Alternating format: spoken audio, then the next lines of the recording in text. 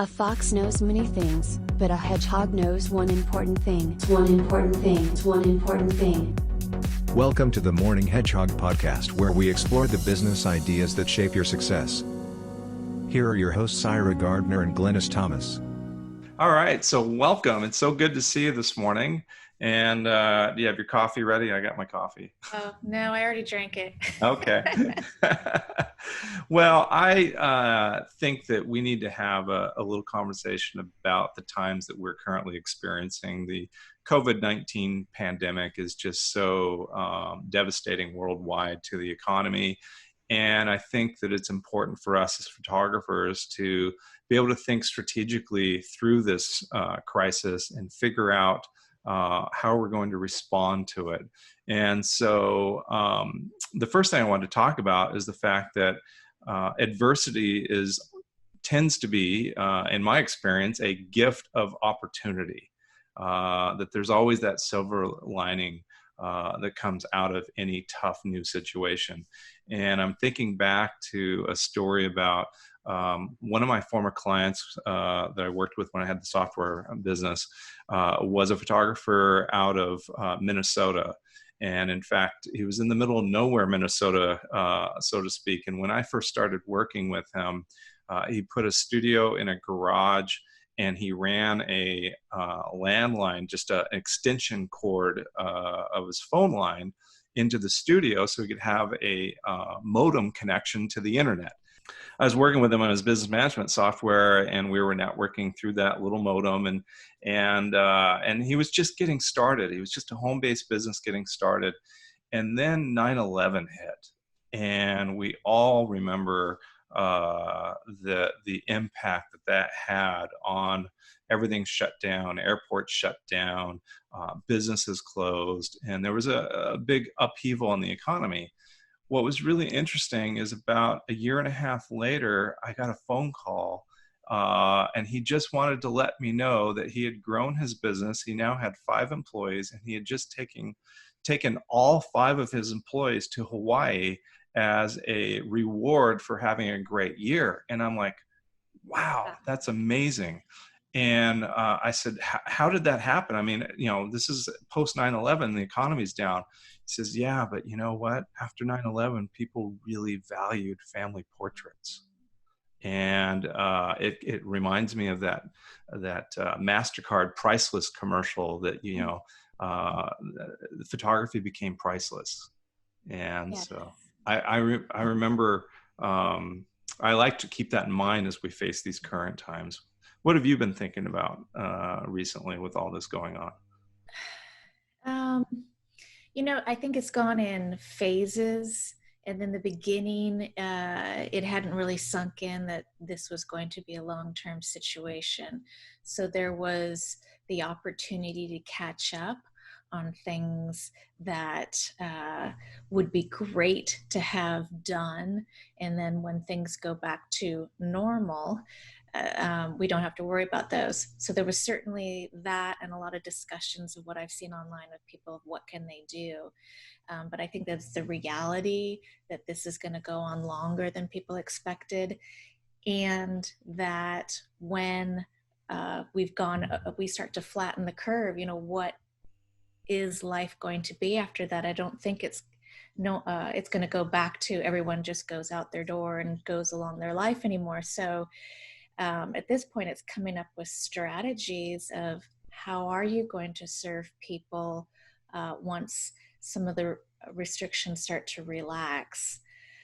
And then in terms of what messages and how can you stay top of mind to your customers during this time, that's been one of my priorities. I know that studies have shown whenever there's a crisis that a lot of companies will just go dark in terms of their marketing strategies.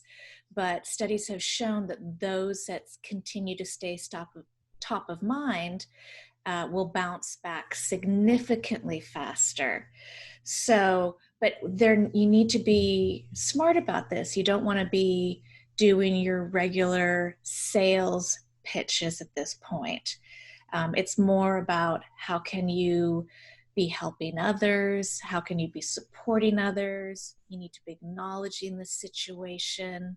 Um, Yeah, anytime that you can talk about, uh, j- um, I'm forgetting all the different things, but I think I actually wrote a post about this recently.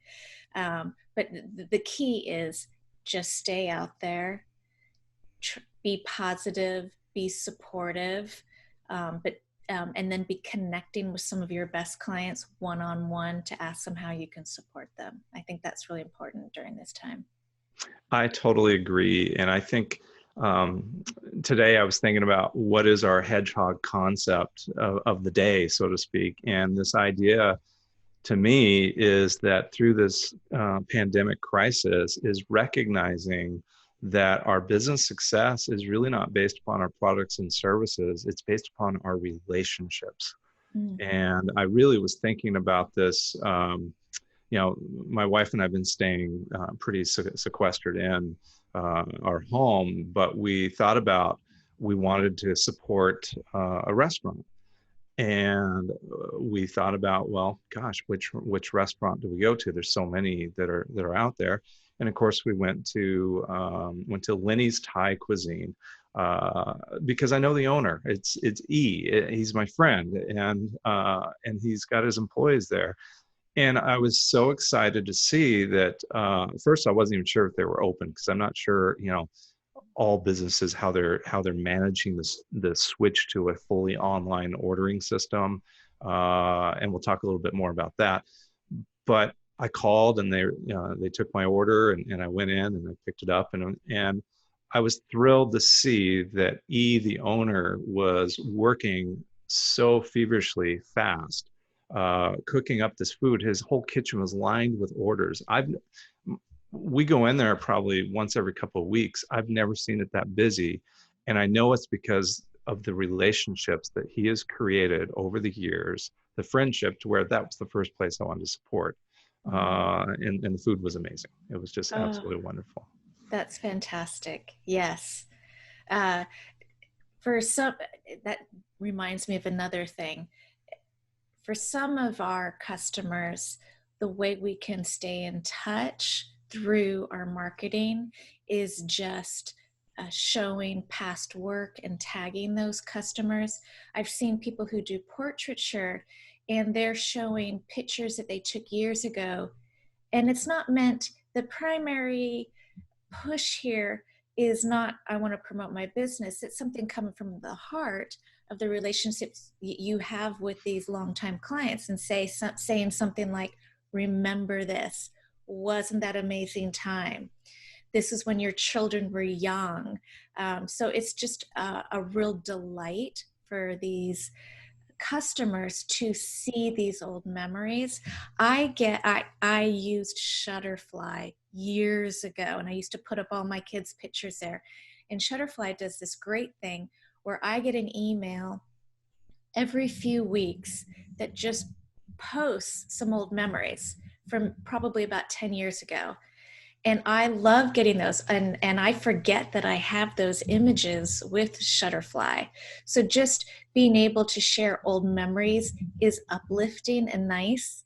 For me, since I focus on businesses, I've always had a strategy to promote the small business owners that I work with, because everybody is happy for the promotion. So I am going, since I'm not shooting any new stuff right now, I'll be going back and start promoting older images that I did for past customers and re-promoting them again. Everyone needs to stay top of mind. Everyone loves the acknowledgement. So that's a way for me to provide some joy to my customers and then also get the word out about them. And it also helps me stay top of mind with everyone. Yeah, one of the things I've been really thinking about is,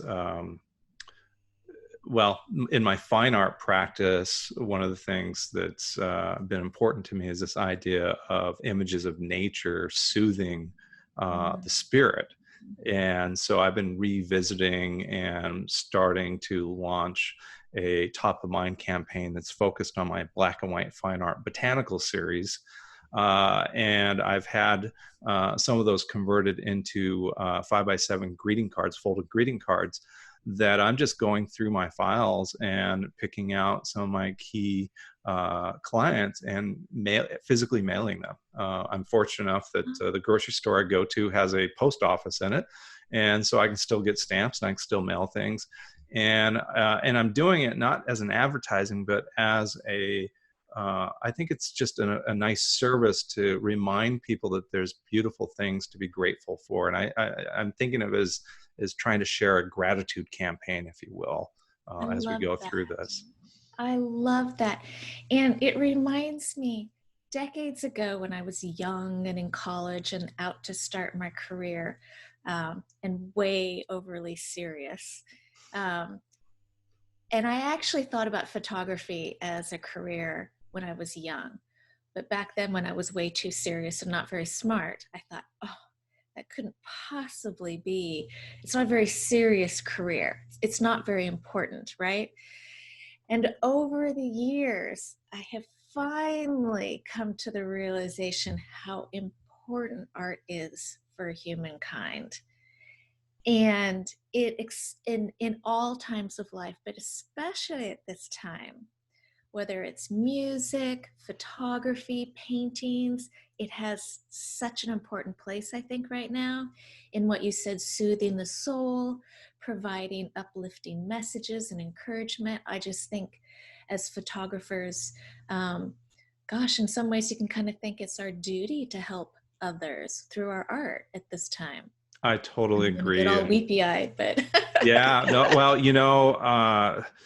it was yesterday was a challenging day. I mean, we're just starting to get into the peak of the number of infections and deaths in our community, and we have elderly parents, and so we spent probably half a day doing large grocery shops and delivering groceries to our parents, and then of course getting groceries for our home as well.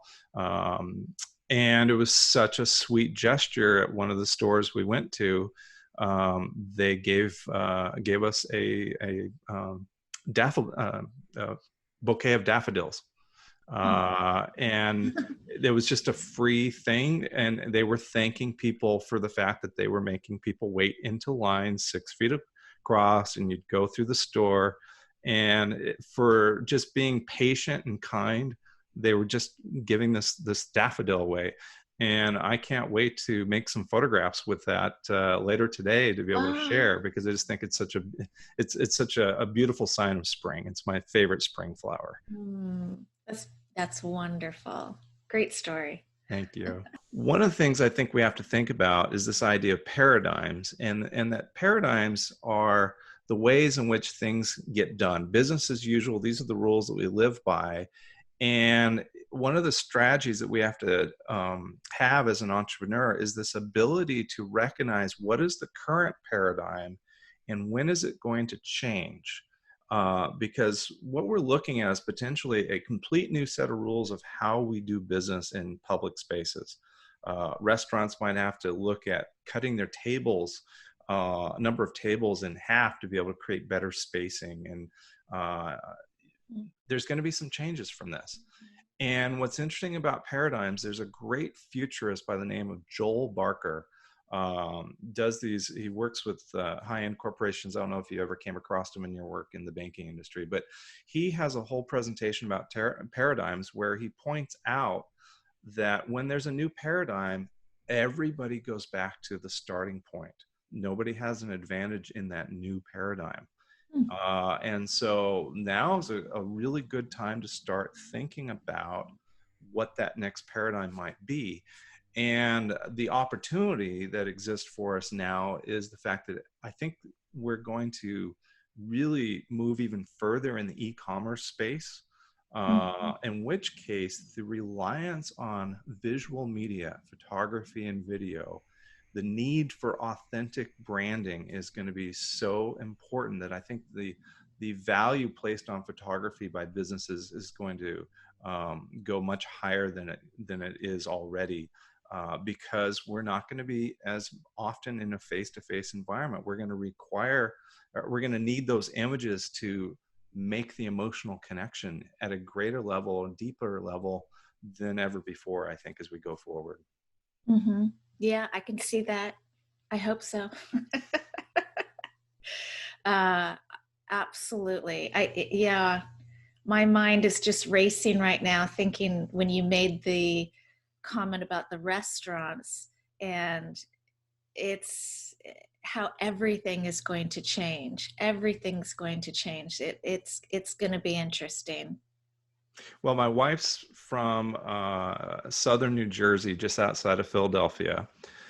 And there is a pizza restaurant in Spokane that has what is as close to East Coast Philadelphia style pizza as we can get in Spokane. So friend of ours was saying, hey, have you been there lately? And we thought, no, we haven't done it. We thought we'll do checkout.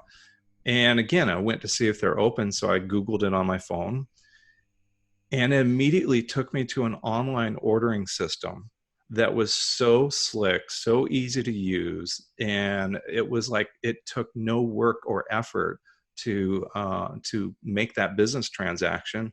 And it was ready for me, and they had it just right on time. And then my wife had to teach me how to eat East Coast style pizza, where you have to fold it and flip it, because it's thicker at the end and thinner, and it flops if you don't fold it to stiffen it up.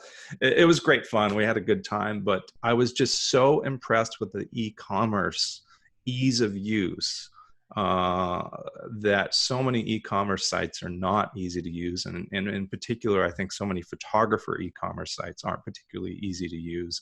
And I think now is a good time for us to revisit that as we move forward. Absolutely. There are, I try to explain to people that your marketing can only go so far. It can't go all the way to the actual sale. Those things have to already be set up and set up well. So if you can bring people over and get them interested, but then your ability to convert them into a sale is too many barriers. There's too many.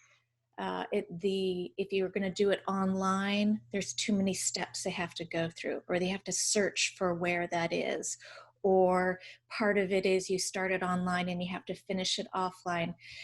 That every time that there is a barrier, then in studies it shows you'll have a drop off of potential buyers. So if somebody comes to your website and they are 3 clicks away to figuring out how to buy from you, that's too many. But a lot of sites, it's way more than that. They should know immediately. Some people are coming to your site because they've already know about you. They've already been doing their research. They're ready to buy. But if it gets too difficult for them to figure out what to do, you're going to see a drop off. Some people are going to figure that out once they get there, but I always tell everyone, at the very least, you need to always have on every single page, up in the top right-hand corner, your phone number, your email, and whatever that, and the call to action, whatever that next step you want them to take. They should never have to search for how to get a hold of you or to take that step. But I was also thinking your comment about the paradigm shift, which is, I think, obviously the really important key takeaway of today's talk. But I also think, coupled with that, is, as a small business owner, one of our greatest skills we must have is to be a problem solver. Mm-hmm. So as the paradigm shifts, we have to be able to look and go, so what are the new problems and how can I solve them? That's where the opportunity is. Everything's changed. What are the issues and how can I be a solution to that? I always are telling my colleagues, my students, that as photographers, we need to sell solutions, not problems. And so often we end up selling partially complete solutions that end up creating more problems for our clients. I mean, we know that for the shoot and burn photographers, like wedding photography, where you just I shoot it, put it online, you download it, and years go by and the client still never has that book or that album, and they don't know how to order, they don't know how to turn it into wall art, they don't know how to, design, do interior design work, etc. And so they end up not coming back because they don't have anything to really tell their friends and family about, because you didn't really solve their problem. So I totally agree with you that we have to exercise our problem solving skills as we move forward and start to pay attention. What are the new problems that are coming up? Mm-hmm. Absolutely. Well, I put together a list of 10 things that I think that we all could be doing during this this downtime. And I think it's an opportunity to, it kind of reminds me when I had my full-time retail studio with a lot of employees, that my easiest time was in the July, August, September, October months, where I was doing 8 to 10 photo sessions a day. Things were just cooking. It was busy and I didn't have to think. I just knew what I was doing. But my actual busiest time of the year was right after the holidays in January, when there was virtually no business. That was when all the real work really, for me, the whole setup for success happened. And I feel like we've got kind of a little gift, if we can look at it that way, of a 4 to 6 week window for us to kind of retool and rethink about what we're doing with our business. So I came up with 10 things that I think that we can do to retool and learn some new skills over the next few weeks. And the first thing is, I thought about we can use this time to learn some new software editing skills. And in fact, I was really inspired. I'm going to share my screen with you. And a friend of mine sent me a happy music video the other day. And I was looking at it. I'm like, wow, this is really visually interesting and appropriate for the times we're in. So I'm going to share this a clip of this real quick. Okay, are we seeing my screen? Yes, I can. Yeah. See. Okay. Good. And I'll just go to I'll go to theater mode here.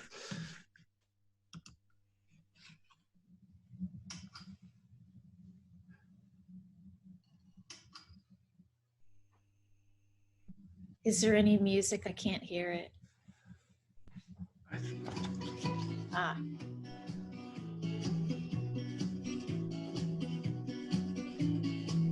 Oh,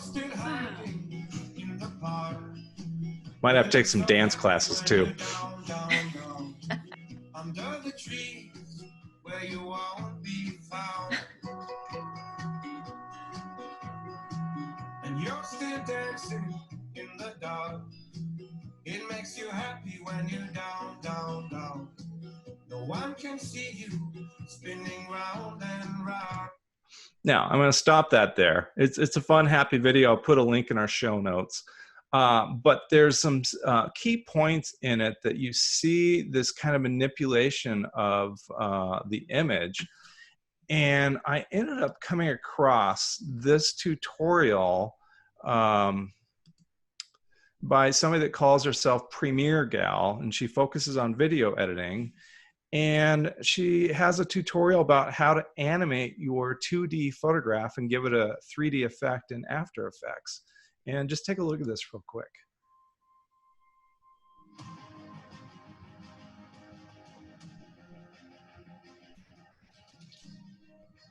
That's pretty cool.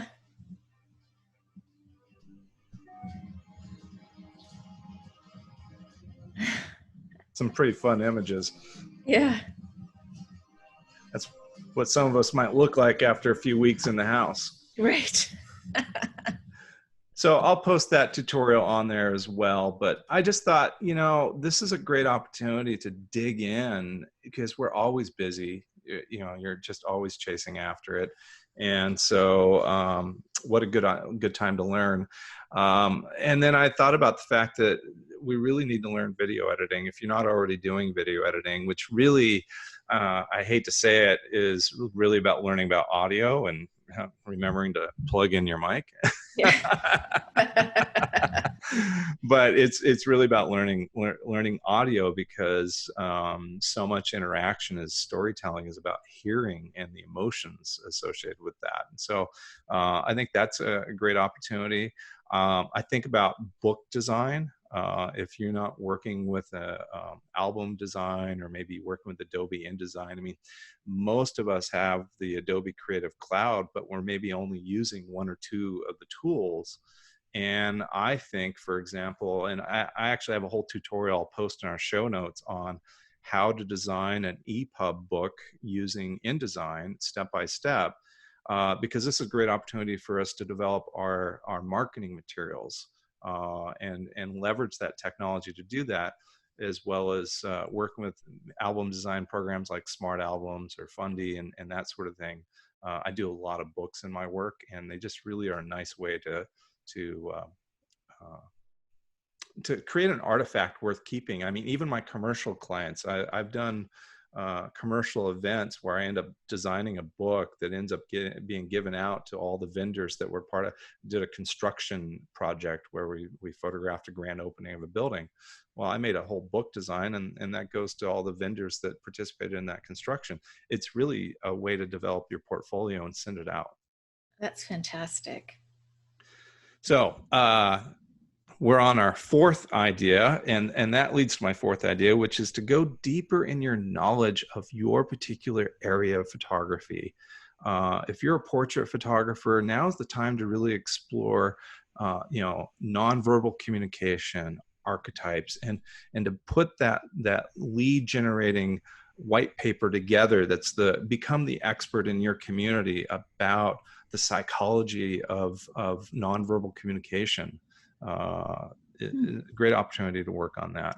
And as we talked about before, updating your website, and really updating and fine-tuning your e-commerce solution for your customers, and try to see it through your customers' eyes. And in fact, maybe call up one of your pre-existing customers and say, hey, I'd like to try out my new e-commerce platform. I'm going to put a coupon code in here, but I'd like to go through the whole process and order something from me, and then give me feedback on it. That'd be a great way to do your own testing. Any thoughts on that one? That's a great idea. You might even test it first with a family member, but just to make sure you get most of those glitches out of there. But there is a difference between a friend or a family member doing that testing and a client. They are going to think about it and experience it differently. So I think if you're really serious about serving your clients, you absolutely will try it on a few clients to get that feedback. Yeah, and I think it's also a great way to potentially get some positive reviews. But I think the mindset is your friends and family are hoping to see success, so they'll overlook things, whereas your customers, they're going to pay attention to every bump in the road. And I think about this. I just been working with a fabulous contractor. I mean, I really, contractors can be difficult to work with if you've ever had a home build, if you've ever had a remodel job. And we just had a major remodel on our old barn, which really, as my neighbors said, well, that was never more than a big chicken coop. And ended up hiring this contractor to build me a new custom studio in this barn. And he did a phenomenal job, but for whatever reason, the back office system he uses sends me these bills and sent me these overdue notices that I'm like, well, wait a sec, I've already written you the check. And I would text the contractor and say, hey, what is this, another bill? And he's like, no, ignore it. You're all taken care of. And I'm like, it wasn't a very strong e-commerce solution that he chose to work with, because it was making me have anxiety as the customer over whether I did something wrong. And I think we need to really, iron those details out. We never want to make our customers feel anxious or unsettled. So, and I also, to your point about I'm going to lose my train of thought, is an attitude to have when we get feedback from clients, because we know how it works. So if, for instance, if a client goes through a process and you're testing something or just your regular procedures, and they give you some feedback and you realize, well, they misunderstood, we still need to take that as feedback, because yes, people aren't going to get it. People aren't going to understand. We understand it because we put it together and we've done it a bajillion times. But the feedback of somebody misunderstanding is still important feedback, and always use that of, how can I make this even more clear? Instead of ignoring it and going, oh, well, they just didn't understand. There's an expression that the confused mind always says no. Mm-hmm. And the confusion will cause people to shut down. Yes. And walk away. And I think a lot of photographers, we tend to be very technology driven. We're always buying the latest gear, and we're always quick to adopt the latest automation. And our clients are not necessarily like that. Our Mm-hmm. clients are not going to understand. And I go back to my favorite complaint, which is we end up expecting our clients to be interior designers and framers and Photoshop experts and color management experts, when the reality is that's our world, Mm-hmm. right? And so we need to help them. Mm-hmm. So the other thing that I brought up is on my list on number 6 was to work on your email list and communication strategy. Your email, in my opinion, is your most important business asset in the modern world, because I want to be able to communicate with my clients directly outside of the distraction of a social media platform. I want a one-to-one communication versus this one-to-many communication. And I think the companies that are going to struggle the most are going to be the ones that have not been able to get through the noise of the constant CNN or whatever social media, Twitter feeds of hearing the tragedies going on around the world. How do you get through that noise? And I think email is probably the most effective, and direct mail. And that's why I'm sending out those cards right now, is because I think I want to be an alternative to get away from all the stressors that people are already experiencing. Yes, this topic is a little near and dear to my heart. So for brand new businesses, you're so overwhelmed with everything that you're trying to do, and one of the last things that people think about is building their email list. So I do encourage people, if you haven't built one yet, you need to start pulling from old records, old invoices, find your email database, start to put together a list. Because when you start off in business, you are trying to build clientele. You're going to probably spend more money and put more effort into getting business and drawing in new people. But as a business matures, if you do it right, then it starts to shift. And one of the statistics out there is that a mature business gets 80% of their business from their top 20%. Yeah, the top 20%. It's the Pareto principle. Clients. Yeah. But if you are new and you haven't been gathering your emails and then starting to talk to these people, when you start to hit the mid-level, you're gonna continue to be in that beginning stage.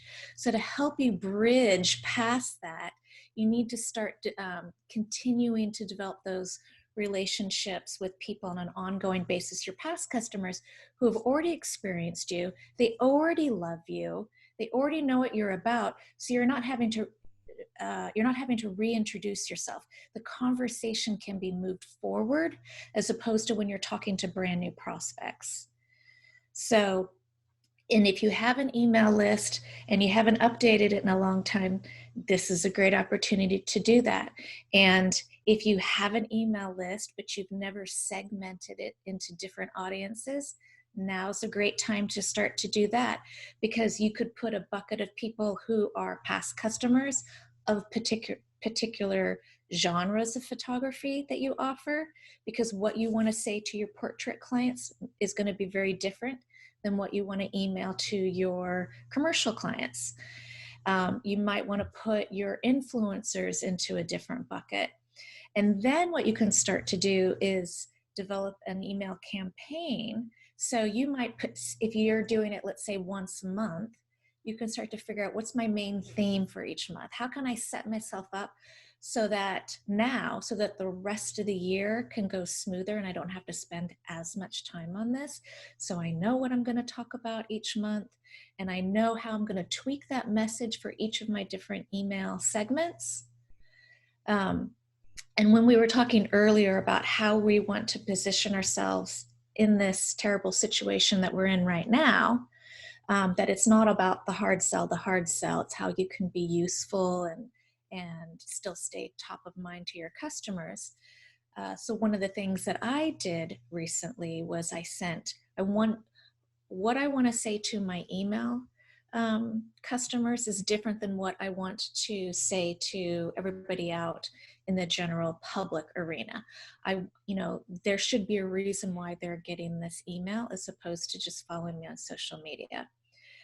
So one of the things I did was I had photographed just some things about spring flowers around my own back garden, and I created some social squares.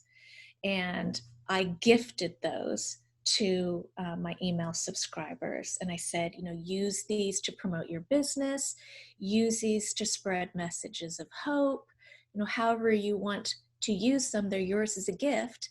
And then I also did a little video tutorial of my secret little hack of how they can overlay text onto it without having to have Photoshop or anything like that. So anything that you can think of that is going to be a little bit extra, a little bit special to your email audience is going to keep them to want to stay subscribed to you and think very good thoughts of you. That's really important right now, right? Right. Well, a lot of great information there. Three things came to mind to me, if I can remember all three. First thing related to this idea of the Pareto principle and the fact that why businesses after 5 years have a much higher likelihood of success is because if you take the fact that you get 20% of your customers generating 80% of your revenue, after 5 years, that 20% starts to become 100%. And you can really have a solid platform, and you're only having to go out and attract 20% new business, new clients every year to offset the ones that either move out of the area, pass away, or any number of things. And that's the Pareto principle 80-20 rule. The other part of this is the expense associated with acquiring new customers. It costs 10 times more to get a new client, they call it client acquisition costs, 10 times higher to get a new customer than to get more business from an existing customer. So having that email list is really powerful. And then the other thing that we didn't talk about, and I actually do this on a regular basis, and that is we collect business cards from people everywhere we meet. And in fact, going back to our last episode when I told you about the flooring company owner that went door to door to knock, ask for business when times are tough, he actually told me something else that was really powerful. And he says, the most effective marketing tool I have is my business card. Because that advertising, he said the most important advertising, I should say, is his business card, because that meant that I shook the hand or I handed it to somebody directly, had a personal connection. Well, I collect cards, and then about every month, I will go through all my cards and I will add them into my email list. And so we do lots of things to generate email lists. I do art shows in wineries and other galleries, and I always have a sign up for my email list. Anytime I give a public presentation, I have a sign up for my email list. So I'm always getting those addresses but we have to take the time to categorize them. And I loved what you were talking about this is the time to segment those email addresses into different lists for different messages. Mm-hmm. So the other thing I'm going to throw in there about email, and this is probably a little controversial, but I actually, I use a Gmail account for my professional email, and I'll tell you a secret of why I do. My Gmail keeps track of the contact info of every person I've ever interacted with, every person that has ever sent me an email. And so if you're looking for a quick way to build your first email list, go into your Google contacts and export that into a spreadsheet. And then you can start paying attention to all these people that I've had some form of interaction, and including other business owners that have sent me solicitations. Well, that should be a two-way conversation. And so I enjoy the way that automatically adds to my email list in addition to my sign-up forms on my websites, etc. Mm-hmm. Yes. I mean, the more sophisticated CRM or customer relationship management tools, you have people who are plugging in all the different interactions and notes so that you have that history of each person in your contacts. But again, most of us are one person shows, and that's a lot of work to do. So having that history that you can go back to in your Google contacts or go through your Google emails to bring you up to speed before you recontact someone is really important. If you can remember, names of their spouses or anything that they have, or anything in those past emails that you can bring back up that just makes that connection with them so much stronger. So yes, that's actually something that I started doing late last year, was moving all my contacts into my Google contacts. Mm-hmm. And that's a great place to put it. Now, why were you saying it was controversial? Are you sending your emails out through there? Yeah, absolutely. Okay. Yeah, or I'm using MailChimp for batch emails. I would think it'd be a little controversial because everybody wants to have their own domain name for their email, ira@iragardner.com. And Right. actually it's, I'm just using ira.gardner.photo at Gmail. Yeah. And I use it for my, I use Calendly to automate my appointment scheduling onto my calendar. And it just, there are ways to make your domain link to your Google account, your Gmail Yes. account, etc. Which is what I'm doing. Yeah, and I need to figure that out. At some point I will, but it's kind of like, if it isn't broke, I'm not going to fix it. Right. So, but maybe now's the time while we have some It's time. all about prioritization. Now, where's your biggest opportunity at this moment? Because there are too many things that we could be working on right now. Yeah. Well, the next two we've already kind of addressed already. My number 7 item was just to recognize that business is not about products and services, it's about relationships, and that this is what will determine who survives this crisis.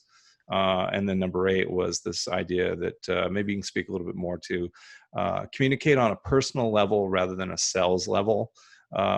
This is an opportunity to be truly authentic. And your business isn't separate from you. And so really you are your brand, and how you communicate right now is going to be a reflection on who you are as an individual. And I think this is a great opportunity. Some people talk about a work-life balance, and I'm like, well, actually it's really, I am my business. This is my career, and I love it. And I think one of the best examples I had of that was the time I spent with Bruce Hudson. I've watched Bruce work in his studio, and he just has so much fun with his clients, and that there is no separation, there is no distinction. It's just Bruce, and I really admire that. And I think that we have an opportunity right now to really dig into who we are and express that independent of the sales pitch, so to speak. Right. And I think that goes back to checking in on your customers, and just it is not easy to know, how do I do that all by yourself? So I think it is a better approach is to start reaching out one-on-one, maybe through email, through some of your key clients, and just ask them, just how are you doing? Is there anything I can do to help? What's going on in your life? And then listen to what they're talking about, because your customers are all doing things that we have no idea what's going on, right? So learn from that. And then that might give you some better ideas of what to talk about in some of your more broader messages, whether that's through an email campaign or through social media. But it's hard to know. And it might open up some ideas. For instance, one of the things I'm kind of wondering, and there's some people that I plan to reach out to today, is so in my headshot business, I get called in to do a group of shots whenever they've hired several new employees. Well, those jobs recently got canceled or postponed for now. So what are they doing? So I'm going to check in with people, ask what's going on in their lives. But I might also just say, so what are you doing for those people that you don't have headshots for right now? Maybe there's an opportunity for me, not necessarily to make money, but just to be helpful and to deepen those relationships. Maybe there's something I can help them with in the interim. Because I know they're not going to be able to replicate what I do for them. They have corporate standards across the country that they're not going to be able to do on their own. So I feel secure in that I'm not going to lose this work eventually. But if they're doing video chats all the time, and sometimes people like to put up a headshot, a static one, when they're still in their robe and they don't want to necessarily be live on video chat. That's better than just putting nothing. I can help them just talk them through how to put together a decent headshot or whatever they need for their marketing pieces right now. So I just had this flash in my head of you putting together a online class of how to protect your brand during a crisis, and talking about the ways in which you can manage your video chat presence, how you can light, how you can use light in your home office to accentuate a professional environment. Like, it could be a nice little segue into damage control, because there's a whole number of people out there that got thrust into this video chat world that were not ready for it and are not comfortable with it. And so, how do you get comfortable with being on a video chat environment? It could be an interesting thing. And then I've been doing screen captures when I have video chats and the light's particularly nice. I'll do screen captures and I'll send it an email afterwards saying, wow, you looked really great in this particular moment of our talk today. And like, my son, when I'm chatting with my son, he grew up hearing just one more shot, turn that way. And right. So I've been developing a collection of screen portraits of my son and his wife over the last couple of weeks. I'm always making photos. It doesn't matter what the circumstance is. Absolutely. It's in our blood. We can't help ourselves. Yeah. Well, so the other thing I was thinking about on this communicate on a personal level is not too long ago, I heard a wonderful business podcast where this CEO was talking about their habit was to try to write 10 personal letters a day, old-fashioned letters. Yeah. And we hear the axiom of less is more. And I think this is the opportunity to really embrace that. Okay, I don't need to send out 2,000 letters. Maybe I can just pick 10, or maybe I start with 5, and just start mailing those out. So I'm excited. I bought a new book of stamps yesterday, and I'm going to get that going today. Excellent. All right, just a couple more. We touched about a little bit earlier, but number 9 on my list is figure out where you can be of help at this time of crisis. can you host a free class about some facet of photography that is helpful for people that are under strain? Maybe it's how to organize family photos into a coffee table book. Maybe it's how to photograph your children, or how to teach children photography while they're being homeschooled.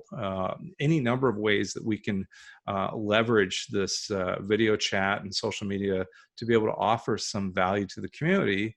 And then, are there some essential nonprofits, profit services out in the community where we can spend our time helping and actually just set down the camera and go help during this time? Because I'm always reminded of a quote that says, people don't remember what you say, they remember how you made them feel. And I think we have an opportunity to go out and make a difference. Absolutely. That's one of my favorite quotes. It's the center of my business, is how I serve the people and how I make each of my customers feel.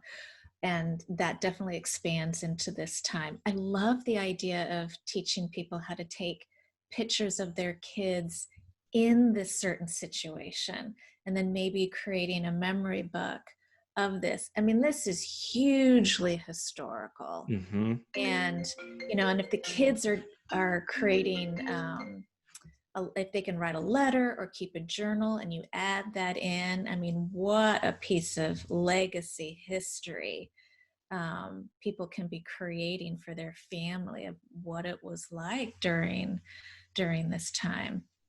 That's Closest memory I have to anything like this was the when Mount St. Helens blew up, and we were stuck inside for a month. Wow.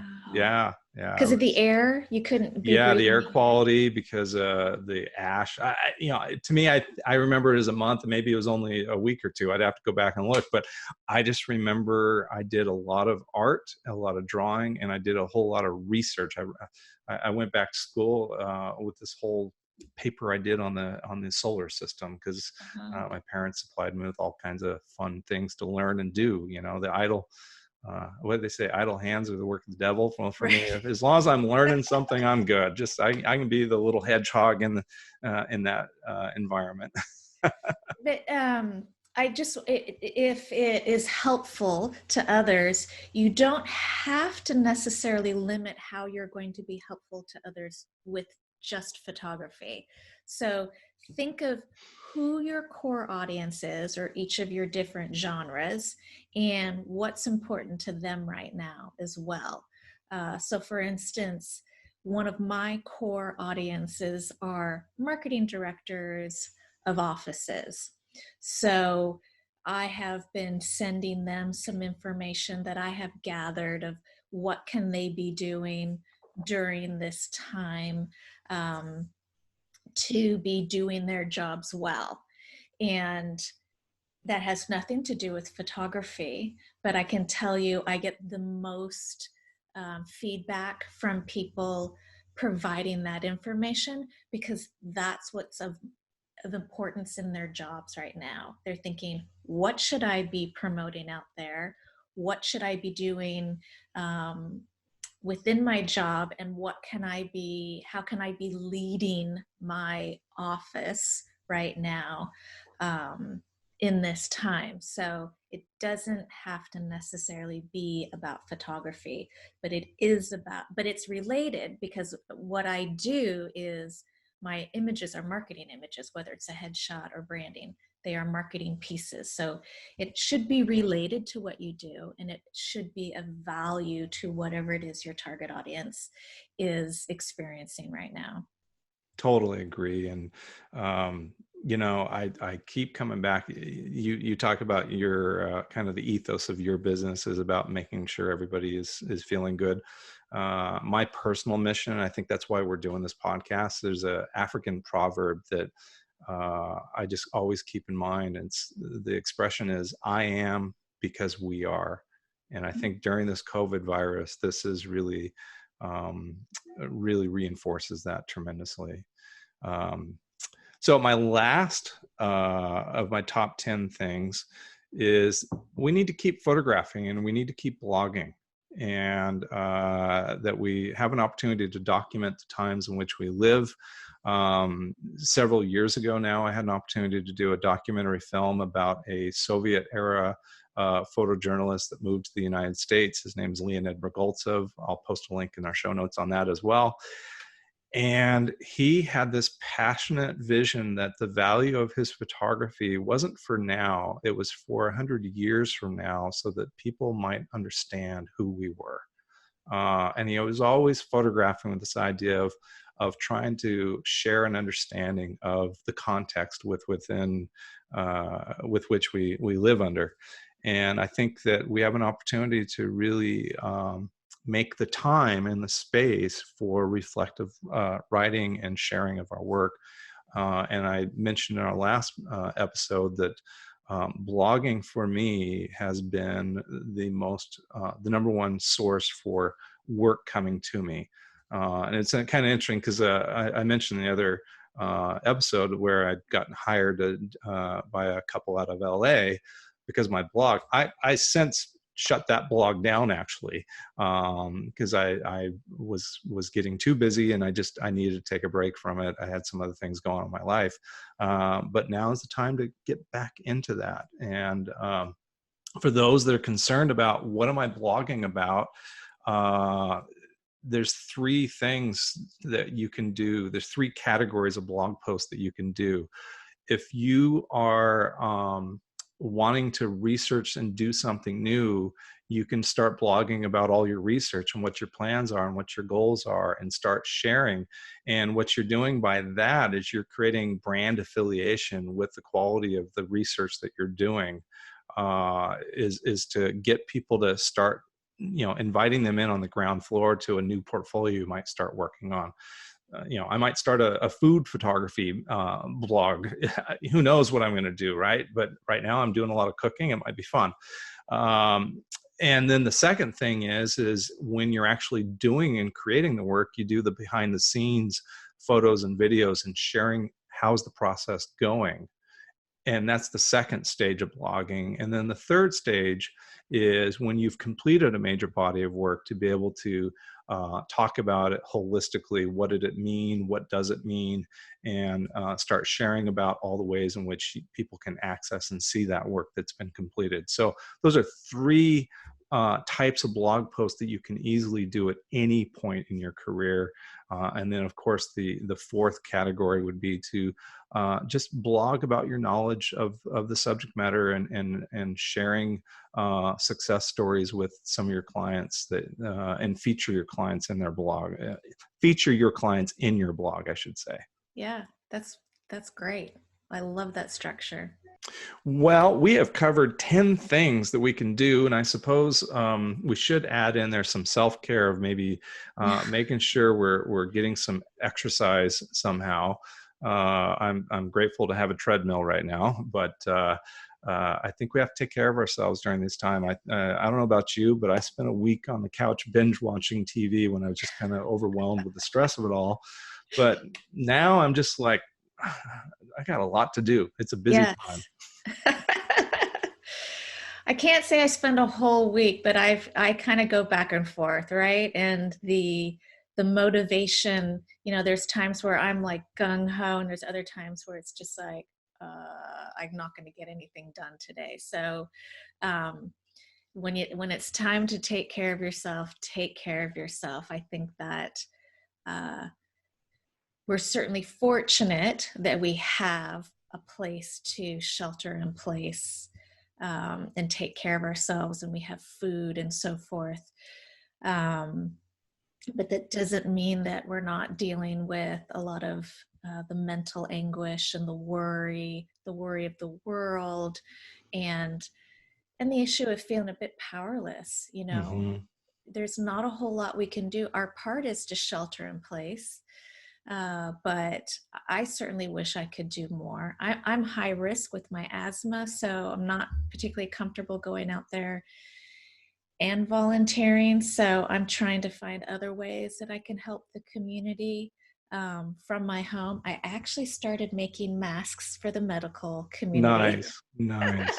I am not much of a sewer. I'm very slow, but that's in a way that also helps me with my self-care, doing something for others. So I do recommend making that part of your self-care, is whatever you can do for others, do it. Like you, I have underlying medical conditions that makes it a very high risk for me as well. And I think, the hardest thing right now is not being able to hug my son and my mother and father. And even when I'm delivering groceries, we got gloves and mask on, and, it might get an elbow bump, but actually not after going to the grocery store even. Right. Yeah. So. It's not easy. Well, I really appreciate you being here. I appreciate our viewers and our listeners being with us, and we will look forward to our next episode of The Morning Hedgehog. And thank you so much for being here, and be well, and we'll see you on the other side. Thanks, everyone. Thank you for listening to the Morning Hedgehog podcast. For show notes or to submit a question or comment, please visit www.themorninghedgehog.com.